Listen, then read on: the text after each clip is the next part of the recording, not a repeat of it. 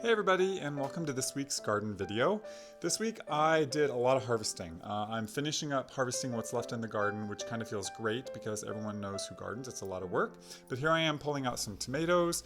I'm getting a lot of heirlooms right now. My cabbages, I have them in the ground still, but the ones that are ready I'm pulling out and using in salads. I got a cauliflower to go to head, which is very exciting for this season because I didn't get that many. And then I cut the leaves off the cauliflower and cabbage and feed them to the animals, and they love that. I continue to plant out my strawberry patch here. I'm going to make it about that big. I'll fill in some holes there, but really I'm just going to keep filling. I have about 8 more to go. And when I cut down my corn, I actually didn't pull them out by the roots because they're a nightmare to pull out. You can't really see because of how fast this is going, but my gosh, it's very hard to do. But I needed to pull them out because this is where my garlic is going. So I planted my garlic in the ground, and I'm always very excited about garlic because we eat a ton of it here. I also harvested my beans, at least some of them. I got quite a few still drying out on the vine, but the ones that were dry enough or looked pretty good, I pulled them off and I'm shucking them here in the greenhouse, and I'll let them dry a little bit. I use them as dried beans in the winter for soups and stews, and then have a lot of dried beans in the winter.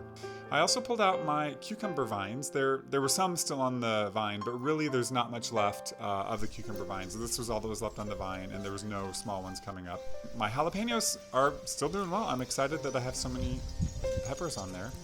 And I did go out and I harvested one last round of blackberries before the season's over.